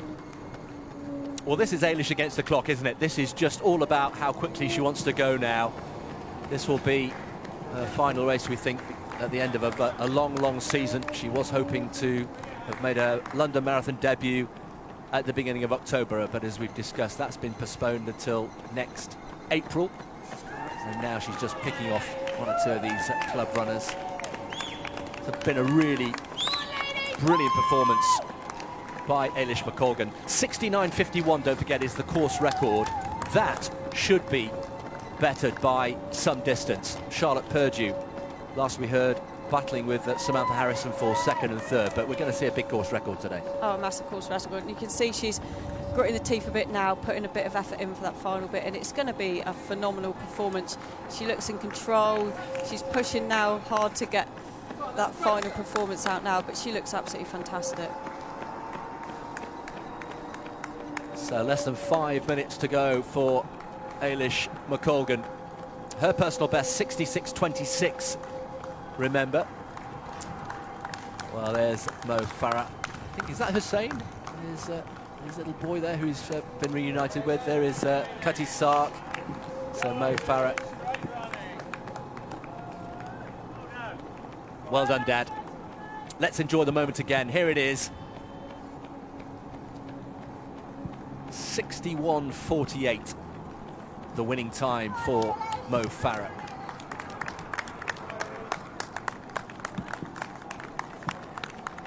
Three times the winner. And there is Gary Locke, his coach, back to winning ways. It'll be good to pick over the bones of that. We'll hear from Mo Farah a little bit later on, of course, but in the meantime, let's bring Ailish McColgan home. She's into the final 1.5 miles of this race, still running with great determination. The victory is not in question, it's hers. It's all now a matter of how quickly she can come home. She won't better her personal best, that's just gone, 66.26 from the rack half early this year. So this has been a really good, dogged performance. And a different experience, isn't it, from the track. We saw her gritting her teeth in those track finals at the Commonwealths and the Europeans and at the Worlds. And this is a phenomenal performance. With all those championships, she hasn't had the time to put in the mileage that you normally do for a half marathon. So it's a phenomenal performance. 1 or 2 final twists and turns into Greenwich High Street. This is her first time on this course. She'll loom into view any moment now. Here she is, and the crowd rise. Ailish McColgan on her way to victory here, putting in an extra burst at the end. She knows no different. And Ailish McColgan's golden summer continues. What a year it's been.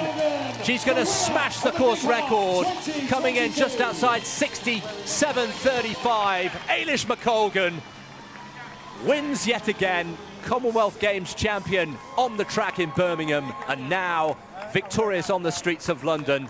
She would have enjoyed that. Does she ever get tired? She looks great, that she's smiling and waving at the crowd. Absolutely phenomenal. Another fantastic performance from Eilish McColgan. Well, we've been treated to some fabulous performances today. Course records in the wheelchair races and a course record for Eilish McColgan. And now it's a question of how big the margin of victory is. We're waiting for Charlotte Purdue and Sam Harrison. But while we've got a moment, Joe, you'll have had moments in your career where you're just winning race after race after race, a purple patch. What does that feel like? I don't think I've won as many as Eilish, but when you are feeling on your top form, it feels like it's just clicked and it's there, and you race and the form's there and it's there again. And sometimes it's hard to get to that place. It's almost like being in the zone, and you only get that a few times in your career sometimes. But yeah, when everything's going well, it's when you've had the consistent training, you haven't had the disruptions with injury. It's all about getting to the point where you've been able to do what you know you need to do the sessions. You haven't been disrupted by injury and illness, and that's when you get these sort of patches in your career, everything's going right. When you're winning, you don't feel quite as tired. That's the old cliche. And Eilish McColgan at the moment is enjoying the season of her life. So many athletes wanted to do the triple, didn't they? The British athletes of Commonwealth, World and Europeans, and each athlete had their own priority within those three races. Some people prioritise the Worlds, others the Commonwealths, like Eilish did. But to go through all that racing on the track and then come back and produce a performance like that on the roads. Yeah, absolutely amazing. And it was difficult for the athletes physically and mentally. It's a lot to recover from physically, but mentally to keep getting yourself up for that next performance. That's something to go through. And all the athletes that did that this summer were, you know, definitely need to be admired. Here's the finish again. Course record 67.34. Charlotte Purdue has rallied well after suffering from COVID. 3 times a winner, but having to settle for second place in 2022. The time, not important today, but that's just further evidence of the recovery of Charlotte Purdue, all 5 foot of her. What a contrast between Eilish McColgan, 5'11", Sam Harrison just behind. That was quite a battle, wasn't it, between Purdue and Harrison. They've been the standout athletes in this race over the last couple of years. And Sam Harrison, a 2-time second finisher, having to settle for 3rd on this occasion. Yeah, I think Charlotte will be pleased with that after suffering COVID in those World Championships and having to come back from that. That is a good performance. I think she'll be pleased with that, and she looks happy there today. That will bode her well for her preparations for the London Marathon. Sam Harrison adding to her growing reputation. Half marathon personal best was 84.10 when she first started running, and it's now down to 68 and bits. I'll give you a final confirmation of that winning of that time from Samantha Harrison, but 3rd place for her. Charlotte Purdue in 2nd place, but some distance away from Eilish McColgan.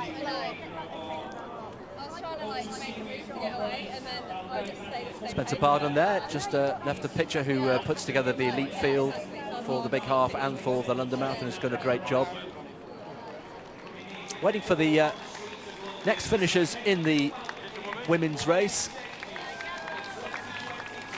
That's Callie Thackeray coming in there. She's had a breakthrough year this year, running brilliant in those European Championships in 6th place, and great to see her running well today. Yeah, Callie Thackeray coming through, just tucking inside 72 minutes on debut. It's her 7th half marathon, and she'll be also, as Joe mentioned earlier on, pacing the London Marathon in October. Starting to see 1 or 2 club runners finishing now. The trickle becomes eventually a bit of a raging torrent later in the race. Still plenty of runners out on the course.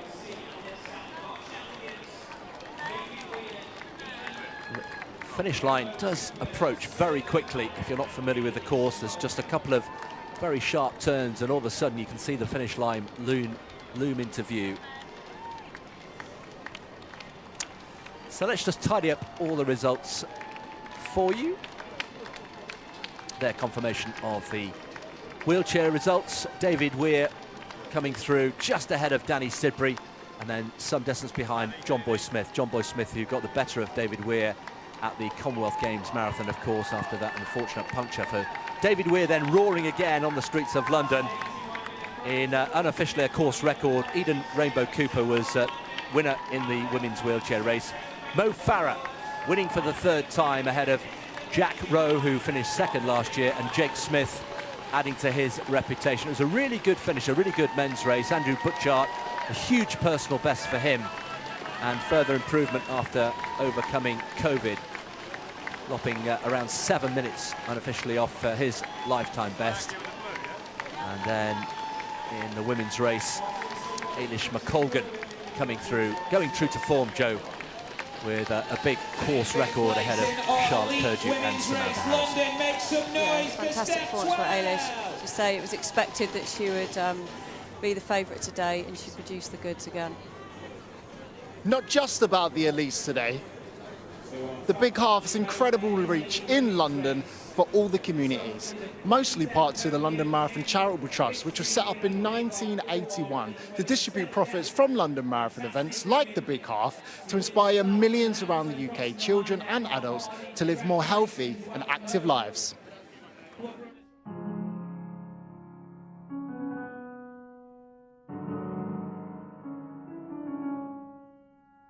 Living with Parkinson's, the first thing you have to accept is that it's, at the moment, a condition that they don't know how to cure it. Some people get stiff, some people get a tremor, you can get lots of aches and pains, and you gradually slow down. When you get the diagnosis for Parkinson's, it can be a shock because you don't quite know what to expect. And many people do withdraw into themselves, and they're bewildered and they don't quite know what's going to happen to them. So it can feel quite lonely. You don't want people to know that you've got something which is going to make you be less than you were. Coming to a group like this where everybody else has got the same condition as you, it gives you the confidence to be a person again and to enjoy things. In a session, you can come in and feel a little bit grey, your energy can feel very low, your body may feel a little bit clunky, and then by the end of the session we feel so much lighter, and you can see that in the dancers. You can see that they're walking out and they're holding their chest a little bit higher, they're stepping forward, they're not doing their little steps, they're standing strong, which is really, really lovely to see. Coming to these dance classes at English National Ballet, it's more the community, the friendships and the social side of it as well. It helps with giving you confidence, balance and a great sense of sort of physical well-being. Thanks for keeping this class going, because I usually go to football, and I've missed a few West Ham games because of this. Dance is a really important medium. It's not just for people with Parkinson's, it's for everyone. And particularly for a man of a certain age to say he's a dancer, people would laugh at you, but I don't think they do anymore, and I think it's important. That dance is important for everyone.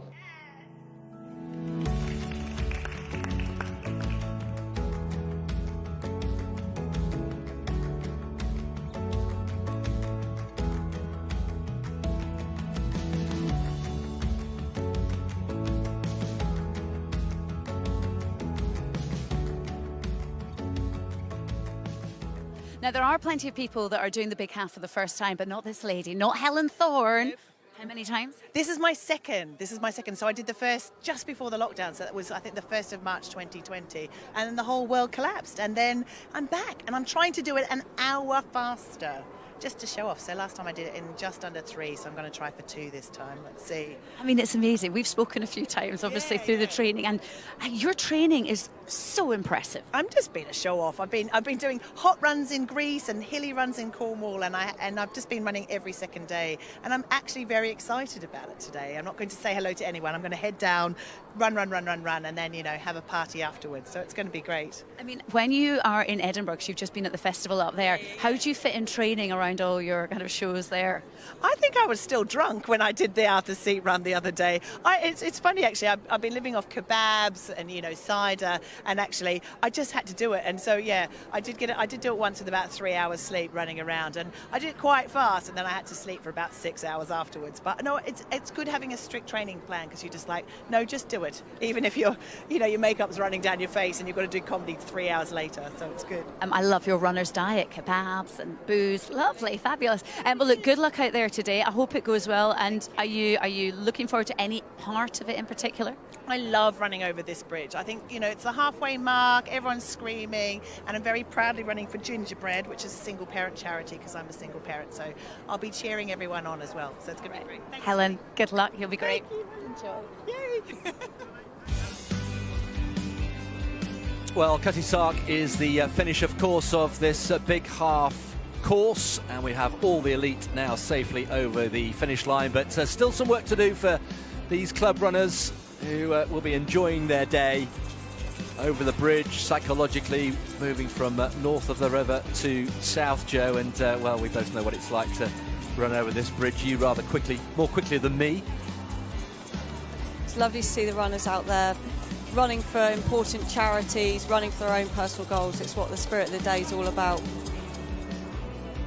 All about diversity and inspiring people to get involved, activity. Slightly different feel to this race to many of the others. There are so many events that are put on by various organisations, most notably, of course, the London Marathon events. But this one is aimed at trying to get people involved who wouldn't normally think about going running, and trying to tap into the hugely diverse population across London. There's something for everybody. This, the big half, of course. We've got the big relay later on, and the big mile as well. And if you want to get involved, please do. If you're running or you know somebody who's running, hashtag the big half, hashtag we run as one. Yeah, Farah, really, inspiring people to get involved. Yeah, this really is great for the community. The campaign again returns this year, We Run as One, which is really trying to open that conversation with running, with diversity, getting everyone involved. The slogan is, we run to be free, we run for equality, we run for our physical and mental health, and we run as one. And that's a really poignant message, I think. Well, the big relay, we've got between 230 and 240 teams involved, and over 2,000 people getting involved in the big mile later on.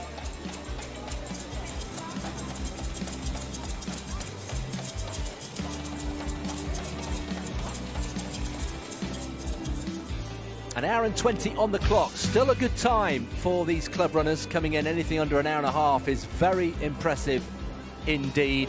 And there, the London skyline, the city of London in the background. So many people running for worthy causes. Yeah, and shout out to the Felix Project, going for food equality throughout London, and they do great work, and they're the charity partner again this year. Yeah, they do some fantastic work redistributing what would be otherwise wasted food and making sure it gets to the right people. And the Marathon have been working with the Felix Project for a number of years now, and they do terrific work. Of course, this year is all about sustainability as well. This year, partnering with Trees Not Teas, so participants have been offered to opt out of finishing with a t-shirt and a medal, but instead get a tree planted, which is a really good cause and a really interesting element of today, definitely. It is, and very much reflects the modern approach to mass participation events. The t-shirt and the medal so prized, and we think about a quarter of people running today have decided to opt out of the t-shirt and the medal and opt for a tree to be planted instead. So we've got all the elite over the line, still plenty of running in the legs of these 13,000 people running behind, all running for different causes. There's the finish, the Cutty Sark just in view at Greenwich, approaching an hour and a half on the clock. Well, let's catch up with some of the other interviews. We've been speaking to many people out and about on the course. Now, as well as the Big Half today, we also have the New Balance Big Relay. Now, Charlotte, you're from the Felix Project. First of all, can we just establish what does the Felix Project do? We rescue surplus food and distribute it to people in need across London. So at the moment, there's a massive cost of living crisis. There's loads of people who need food. So we delivered 30 million meals last year, and we'll do nearer 40 million this year. Wow, you are working very hard at the moment. We are indeed, and we've got lots of people raising desperately needed money for us today. All of our costs have gone through the roof, our electricity bills, all of our fuel costs, so we really need the money, so get sponsoring the Felix Project. And I love that you've all come out today. You're all taking part. Is this your team? No, my team are at the different spots. So I'm in the relay. These guys are actually doing the full half. So yeah, I thought as chief exec I had to put my money where my mouth was and at least do some. But I was like, I'll do the relay and let these amazing people. We've got a whole group of people running for the Felix Project. So yeah, I've got some of my colleagues who I'll be handing the baton on to. I love that, though, that there is the opportunity to do the relay. So essentially you're doing a 5K before passing the baton on. I am. I feel a bit embarrassed chatting to these guys. Everyone here is warming up to do their full half, and I'm doing the relay. But everyone who can do anything, if you can, like, even if it's 5K, if you can help us raise money, it's absolutely amazing and much needed. So yeah, hats off to these runners. Well, look, Charlotte Hill, thank you. Good luck, guys. I hope you smash it out there.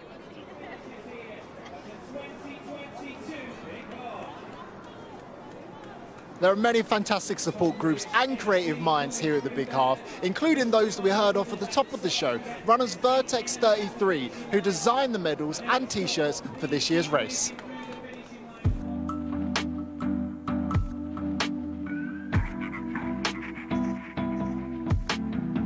Hi, I'm Zach Timmel. I'm co-founder and creative director of Vertex 33.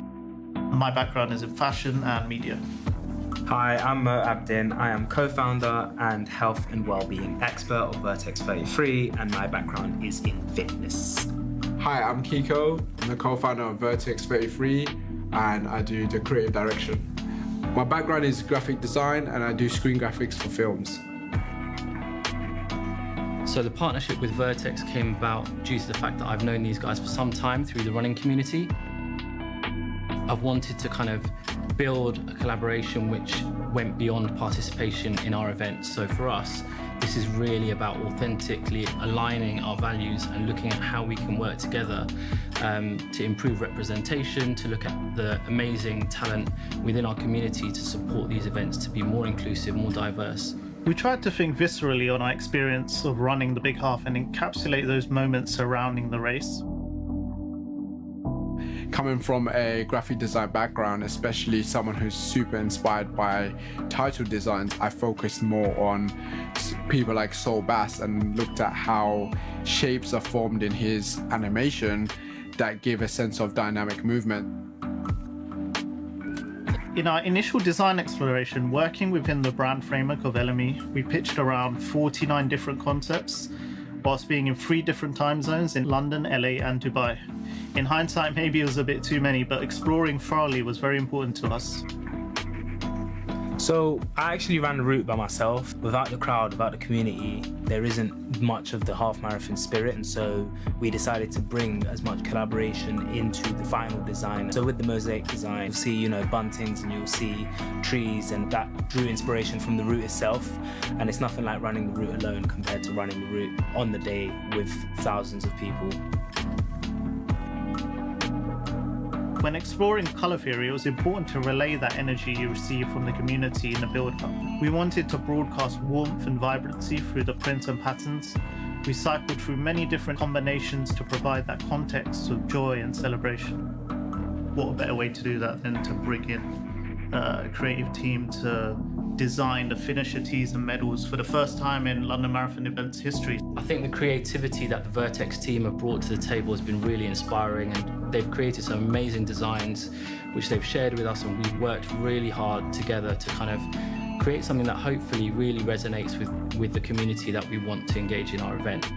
So we're really looking forward to sharing that with everyone. Lots of big names taking part in the Big Half, including this fella, Harry Judd. Hello. Yeah, huge names, Jenny, huge. How are you feeling? I'm good. I'm feeling okay. It's a beautiful morning, beautiful setting. As always, these events, the atmosphere is incredible. So, yeah, we're all here to do our best, hopefully raise some money, have a good time. When you've been playing with the band and doing loads of gigs, does anyone come out on training runs with you? Do you know what? The boys have been out on a couple of training runs with me, the recovery runs, the slower runs. We were out on tour in Brazil and I got all 4 of them out with me. You know, they finished at different times, but it's not about how fast you go, as you know, Jenny. Yeah, it's been really nice to have some company, actually, whilst running. I love how McFly have become like this really fit, healthy band as well. Who are you running for, and what's the reason for you taking part in all these races? Because you're doing London as well, aren't you? Yeah, I'm doing the London Marathon, and I'm running for the Children's Trust. It's an incredible charity that helps children with neurodisabilities and brain injuries. So, yeah, that's my main motivation. But as I'm sure a lot of people have done marathons or half marathons before, it becomes a huge part of your life, and you know the training really takes over. But I'm really enjoying it. It's such a positive thing to do. You know, running is an incredible thing. I mean, the community of runners, everyone is so encouraging, and I think it's good to challenge yourself. You know, it is a huge challenge, and hopefully people are inspired by that challenge and they'll donate lots of money. And obviously having 3 young children, getting up and getting out there in the morning sometimes gets you off the hook. It's perfect timing. I like to go around sort of 5 o'clock, around tea, bath time, bedtime. It's a good time to go for a run, I find, yeah. But Izzy's so pleased with you. I just got a good luck message from my wife and children, so I think because it's a race event today, they're feeling proud and wishing me luck. So good luck from me and from everyone else as well. Thank you, and good luck to everyone else running today. Cutty Sark then awaits the 13,000 runners out on the course. We had over 20,000 applications for the various events this weekend, and a great turnout of over 13,000 actually turning up on the day. Sunshine just starting to glint through on this London Sunday morning, and well, the clock you can see there, this is a live clock, just clicking round to an hour and a half, and anybody finishing, Joe, a half marathon in under an hour and a half is impressive. Yeah, very impressive. And of course, these runners started off in 11 different waves, so some of them will be started at different times than others, and they'll have their own clock going. They'll have their chip on their number, giving them exactly the time that they went from the start to the finish. But yeah, it's great to see people out there enjoying themselves, getting personal bests, running for important charities. It's just a real festival atmosphere of running. It's absolutely fantastic. How addictive is running? Oh, very, because it's not just about your performance and you're getting your PBs, it's all the wonderful people you meet, all the camaraderie, just how good it makes you feel, how good it is for your mental health, and yeah, so many benefits to be had. I definitely recommend it. Well, from the couch to 5K, which many of you will be familiar with, you can then move on to a 10K, and for many people they've graduated, if you like, to the half marathon today, and then there's the big one, isn't it? There's always something else you can do if you really get the bug, and many people do. So yeah, well done to all those taking part today. See people out there enjoying it, and like you say, a lot of runners out there will be using this as a stepping stone to the London Marathon, and this will be an important part of their preparation and seeing where they're at.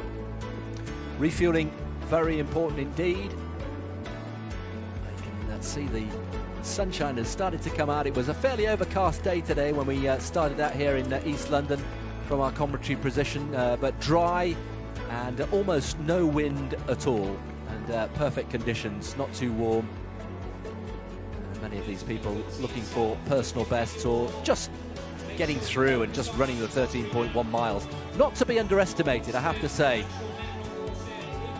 Yeah, definitely. I think it's an easy thing to do. It's not 13.1 miles is not an easy task. Yeah, and for a lot of the runners, they'll need their fueling strategies for this race as well as going forward to the marathon, and a lot of them will be using this race to practice those fueling strategies, taking them forward to the marathon. But yeah, the London Marathon Charitable Trust do a great job with all these events, and the money goes towards many fantastic projects, including the London Marathon playing fields in Greenwich, improving Thunder Basketball's venue in Lewisham, just to name but a few, Corn Street free exercise session for the over 50s. So much good comes out of these events that goes forward to local communities to provide sport and activity for all, and that's what it's all about. Plenty of smiling faces, and well, Tower Bridge has really very much the epicenter, if you like, of this course, as it is for the London Marathon. Tower Hotel, which has been there since the late 1960s. It's changed hands many times over the years, but it's all part of the landscape and the backdrop of the London Marathon course. Yeah, the athletes often joke that they could perhaps drop out and go to the hotel at that point if they're not having a good day. But yeah, such an iconic site, Tower Bridge. I remember running over it myself, and you just feel like you're really there. That combined with the awesome finish down the Mall, of course, you know, everyone wants to run the London Marathon and to tick that box. So people running it in this year's race will be very, very lucky to have that opportunity. How often do you get asked for advice about whether people should run the London Marathon? It must be almost every day. Well, I always say a big yes. I know it's hard to get places. Everyone wants to run it, but if you can, yeah, you should do it. It's a life moment that you'll never forget, all those memories that you get from taking part in such a wonderful occasion. Well, these runners are almost there. They've got just a few hundred metres to the finish line.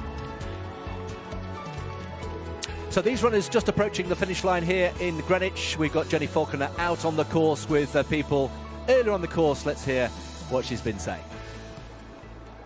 Yep. Look at this group, Emancipated Run Crew. Hello. I tell you what, we don't need crowds with you lot here. You are as loud. Trojan, tell me about Emancipated Run Crew. Good morning. We are ERC. We are here to encourage black and brown people to run and take part in sports at events like this. How are you all feeling today? We are pretty excited, raring to go, and ready to run. Yes. I mean, it is brilliant. I love the whole We Run As One campaign as well. Tell me a little bit how that helps you all. We Run As One is about community, about belonging, about bringing people together of all shapes and shapes and sizes and speeds. And we, as you can see behind us, we want to belong to the wider One community and represent. Are you all feeling good? Are you excited? Very excited. My sister and I haven't had any sleep. Are you two sisters? Yeah. Oh my God. There's that little one there. Okay, so we've got, it's like a family thing here together. Okay, well look, I hope you all do well out there. Are you going to run together? Yes, we are. Well, most of us will. Some speedy ones will leave us behind and wait for us at the end. No one gets left behind. But no one gets left behind. One quick question. What do you do afterwards? Just go home to bed, or is there a bit of... Oh, no. No. We're going to party with the Runderbolts, who you spoke to earlier. We're going to tear this party upside down. Good luck. Enjoy it.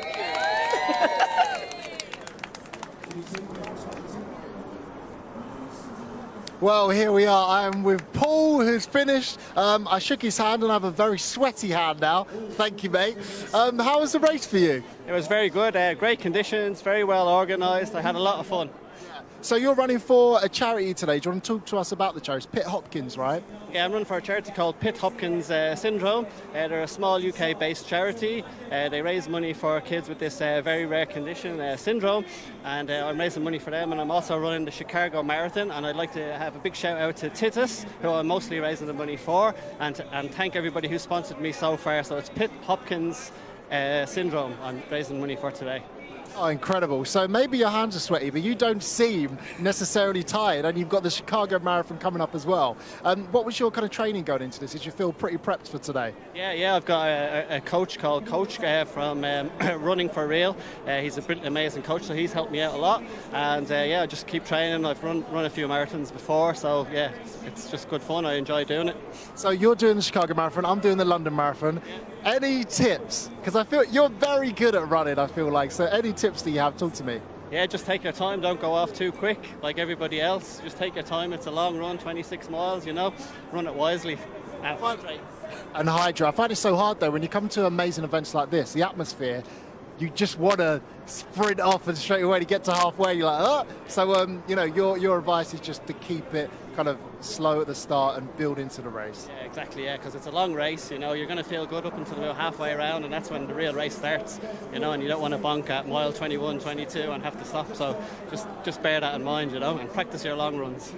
Paul, thank you so much, mate. Appreciate that. Back to you guys.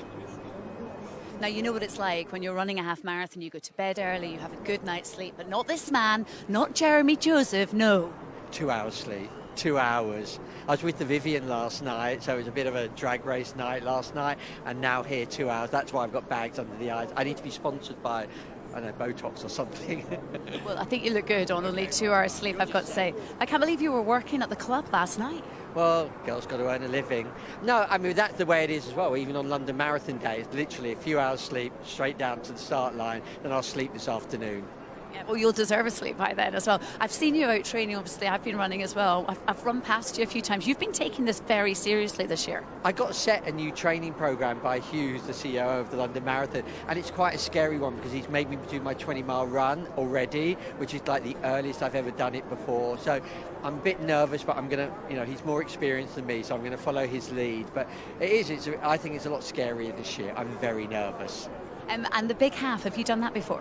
This is now, yeah, I do it all the time. I think it's my 4th or 5th, but this to me is like the guide of what your time is going to be for the London Marathon. So if I can do a good time today, that means maybe I can go for sub 4 on Marathon Day, but I don't know. I'm going to see how I feel. I kind of decide 2 miles in, so I'll run 2 miles, keep looking at the Garmin and go, okay, I can do well day, or if it's slow, go, let's just finish it. Well, look, I wish you the best of luck out there. I'll be watching out for you, and I'll see you at the end, Jeremy. Smash it out there, okay? Thank you. Don't fall asleep. Sponsor me. It's so nice, isn't it, to hear from the various well-known celebrities out on the course, and indeed all the runners who have completed the course today. The Big Half starting to gain a real reputation here, becoming a regular fixture in the calendar in road racing in London, and perfectly placed, of course, as a warm-up event for the London Marathon in a few weeks' time. 2nd of October, put it in your diary. So let's just remind you, if you were with us earlier today, what happened in the wheelchair races. A great field, David Weir and Eden Rainbow Cooper amongst the big names on the start line. David Weir, of course, 43 years old now, going for a 2nd victory and looking to make up for the disappointment of the puncture in the Commonwealth Games. John Boy Smith, who won that race in Birmingham, Joe, was looking to make it 2 out of 2. But David Weir, how impressed were you with him today? I was so impressed. He put that disappointment behind him, and he showed that he's got that sprint finish, even though he's competing against Danny, who's got the talent of those shorter distances. He had that finish at the end, and that's what David seems to be able to do. Whichever the distance, if he's there at the end, he's hard to beat. Well, he was there at the end, and here he is coming through, traced and tracked all the way by Danny Sidbury, and a course record, 47.18, a big course record. And Eden Rainbow Cooper came through, equaling the course record of Manuela Scher, 56.39. Brilliant performance by Rainbow Cooper. Well, afterwards they got their medals. There they are, and £3,000 of prize money. And afterwards spoke to Jenny Faulkner. Huge congratulations to our winners, David Weir and Eden Rainbow Cooper. Congratulations. How are you feeling? Feeling great. It's nice to have some good weather. The roads seem to be pretty decent. No punches. Happy with the time as well today.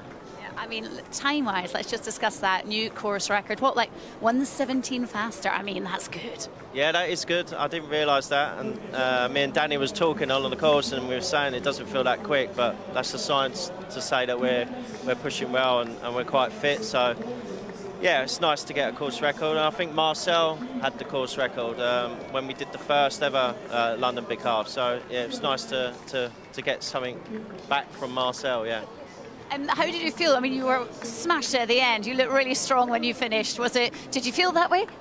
Actually, I was worried about the sprint finish because Danny's a really strong track racer at the moment, and he's pushing the top guys in the world on the track. So I raced him last week in Switzerland on the track, and he beat me by miles. And so that was on my mind, but I felt pretty confident and at the end, and I seemed to be climbing well as well because Danny's really light, so I knew that he'd be climbing well. So it was just these little things are nice to know in the next couple of weeks going into the London Marathon.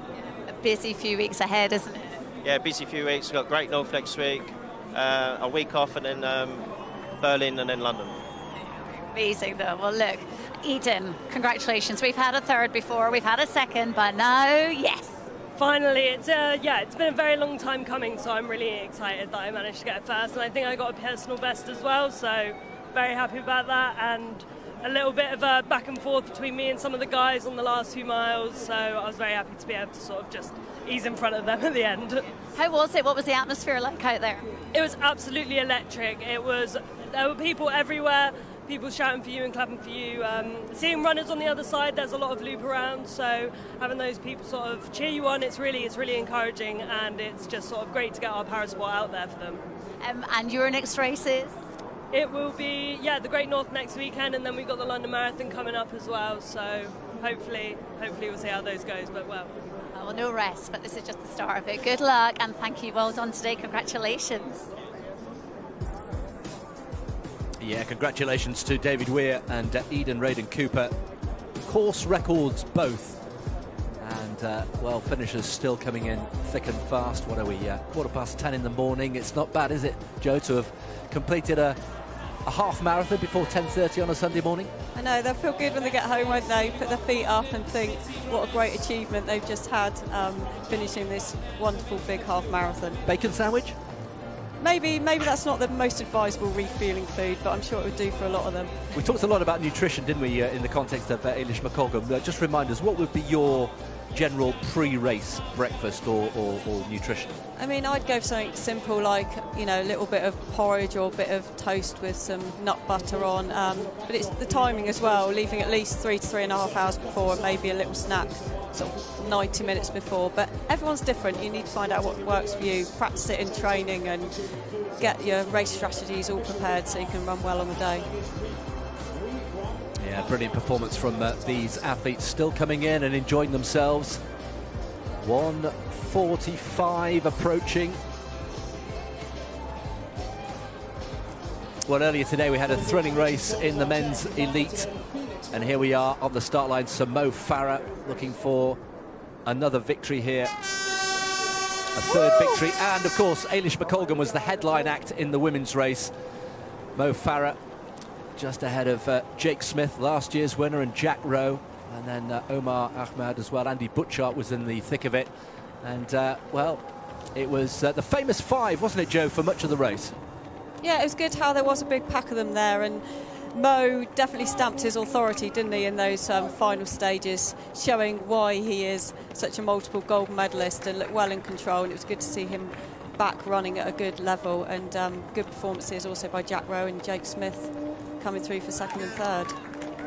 This we thought was a surge with Omar Ahmad perhaps being dropped on Tower Bridge, but actually he was able to close back and get back in the pack and keep that group of five going, but then he was dropped again, and the famous five became the gang of four, and Mo Farah just looking so effortless. His training had gone well, he was looking very lean and talking very confidently, just really rediscovered his love of training. So much has been going on off the track and off the roads, of course, but then he made this decisive break. We wondered whether it was just a surge. You wondered whether the others would come back at him, but it was a decisive surge in the end. It was decisive. He put in that surge, but they couldn't close it, and there he is. Well, Mo Farah then coming home 61.48 for a third victory in the big half, and afterwards he spoke to Jenny Ford. Here he is, Mo Farah. Oh, congratulations. Thank you. Only your third time. You remain undefeated. How does that make you feel? Oh, it's nice to be back. I love this course and come back to London. Honestly, I love the streets of London, how, everybody comes out, keep cheering your names. And today it wasn't easy, but most importantly, I think it's the win, and just nice to be back. Mo, we were watching you, and you were kind of letting other people go ahead, and then at 10 miles, boom. Was that all part of the plan? I think the key thing for me was try and win today, no matter what happened.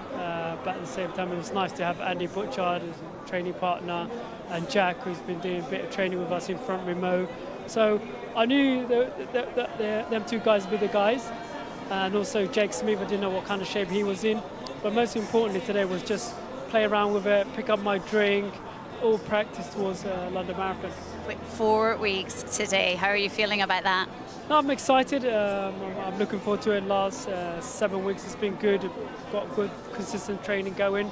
So I'm happy where I am. The next step is this afternoon I'll fly out back to front remote, and get ready for the next 4 weeks and just head down and see what I can do. I love the atmosphere at the Big Half. It's brilliant. And for you, it's a real family affair. They're all here being your cheerleaders. No, it's really nice to see my family here. And so many people come out, and again, it's a family friendly. But most importantly, you know, for me, I can, you know, the streets of London, just the support and the atmosphere is brilliant. It's just one that makes you feel come back every year again and again. So you can really sense it when you're running as well. You're not so in the zone that you can't kind of see them all. Yeah, no, you can feel it. It's incredible feeling. There's a little bit parts of the course where it's quiet, but mostly, you know, you get people looking out the window, cheering out your name. You see the flags coming out, and everybody's just in a happy spirit, which is nice to see. It's been so long. It absolutely has. Mo Farah, well done, and good luck in the next few weeks as well. Cool, thank you. Cheers, thank you. Well, here we are. We are with Harry and George, lads. How are we feeling after that? Well, I felt better, yeah. It was hot out there, wasn't it? Yeah, sort of muggy. I'm pretty tired, but fun. Good crowds, good route. Oh, great race. And both of you, you're doing it for two great causes as well. Let's start with you, Harry. Who are you running for today? I'm running for the Children's Trust. I'm also running the marathon, the London Marathon in October. So, yeah, the Children's Trust, amazing charity. They help children with neuro disabilities and brain injuries. So, yeah, check out my Just Giving page. It's Harry Judd, / you know the score, something like that. / you know the score. I love that. Go on, George. How about you? I'm a patron for the Huntington's Disease Association, so I'm raising money and awareness for them. I'm also doing the London Marathon, and if you would like to donate, you can go to my Just Giving page, which is on my social media and stuff. Well, like you two, I'm doing London Marathon as well. So up for Diabetes UK. So I'll see you two there. Who got the faster time out of you two? Yeah, but I think you just got me at the end. But I mean, today was all about the London Marathon. It's all part of our training program, right? We didn't want to go all out, but to be honest, I'm still pretty knackered after that. And what time are you aiming for the London Marathon? Oh gosh, I haven't done a marathon for a few years, so I'm around 3:15 maybe if I have a good day.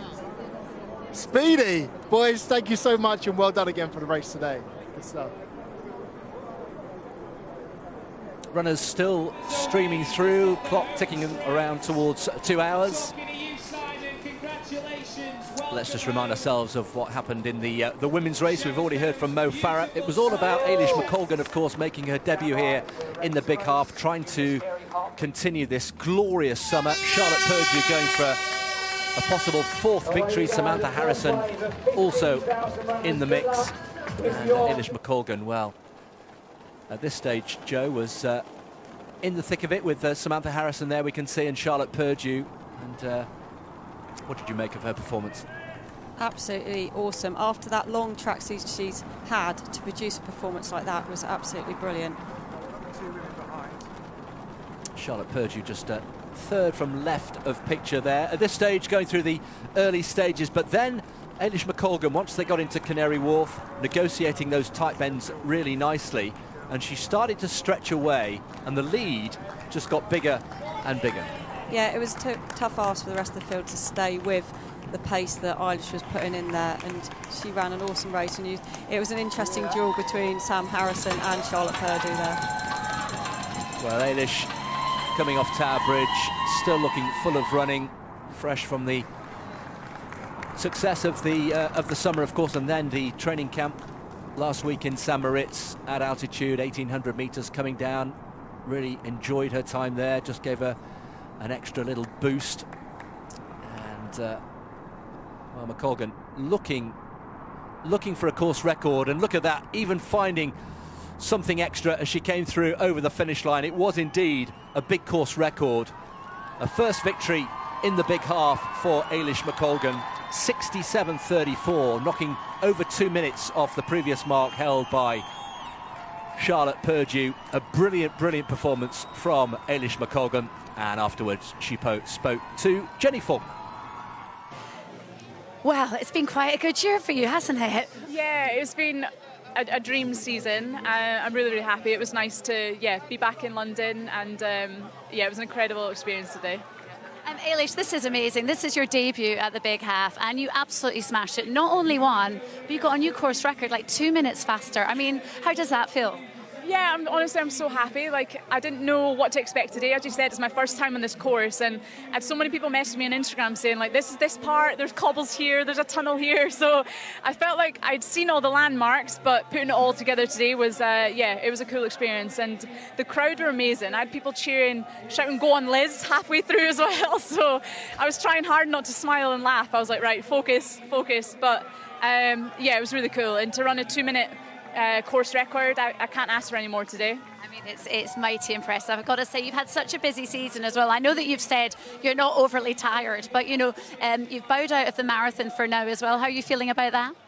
Yeah, it's disappointing. Like, if it was up to me, I'd probably try and just batter on and muscle through it, but I just know that's like my heart speaking, and not the sensible decision is to get everything right for April. And the good thing is it's only 7 months from now, so it's not like I have to wait a full year. I think I'd be more frustrated if I had a full year to wait. So it was cool today to come here to still get another race on the streets of London, half the distance, so hopefully in April we'll be able to go the full way. Now, your medal collection's looking pretty impressive. Must be weighing your bags down somewhat now. Do you actually get to have a rest now? Will you get a holiday, for instance? We booked a holiday, but after London Marathon, so I'm sort of in this awkward stage now where I have a month to wait to my holiday. So we'll try and actually search for a few more road races, probably shorter distances for now, just to sort of tide out the rest of the season. It'll be great to have a few more runs, and then, a very well-earned holiday. On the 3rd of October, I'm out here and hopefully sunning myself on a beach. Will you be watching the Great North Run next week, remembering back to when you did it last year? Yeah, again, like in hindsight, I obviously said no to running Great North because I was coming here and prepping for London. So, it's frustrating to miss that. But, hopefully I'll get to go along and being part of the experience. I won't be racing. But, I'm looking forward to being there and just soaking up the atmosphere. Well, Eilish McColgan, congratulations. You did so brilliantly today. Well done. Thank you so much. Cheers to that. Thanks. Eilish McColgan's Indian summer continues, and there they are, our two victors today. Eilish McColgan on her debut in the Big Half, a big course record, and a third victory for Sir Mo Farah with their medals and £3,000 in prize money each one. Well done to both. So I'm now joined by Alan Pascoe from the London Marathon Charitable Trust. Hello there, your trustee. Can you tell me, there's so much money is raised through the London Marathon events, and what kind of impact does that have? Well, yeah, every event that London Marathon runs, whether it's the swimming, the cycling, the running, all the surplus of that goes into the London Marathon Charitable Trust. And we've now distributed £97 million into local community projects. A lot of community projects around the course through London, but now we operate on a UK basis as well. And one of those is the programme that we're here to talk about today with the English National Ballet. Yes, Dancing for Parkinson's. Colin Wild's with me now. Hello there. How are you? Well, I'm fine. You've not been running. We're fine here. Yeah, it's fine. Yeah, I do dancing over at Canning Town, which is just over there, just across the water.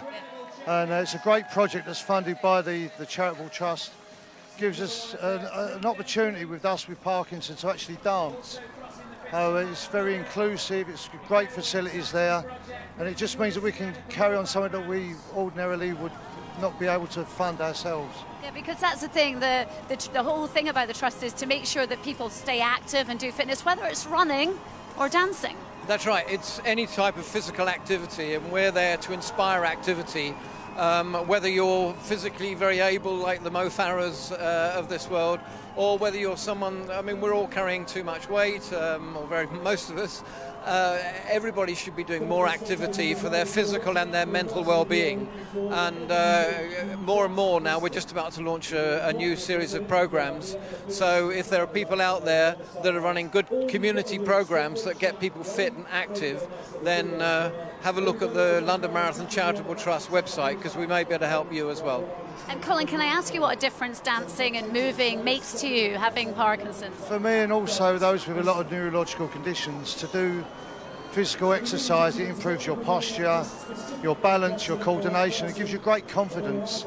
And we're not going to hide away. We want to go out there and exercise. Someone, I was saying to my wife this morning, I'm being interviewed, and she said, make sure that you tell them we look forward to it.